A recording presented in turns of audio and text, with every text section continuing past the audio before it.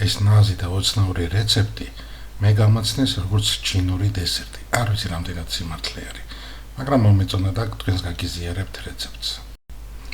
2 კვერცხის გული, 1 სუფრის კოვზი შაქარი, 50 გრამი სახამებელი და 9 ლიტრი რძე.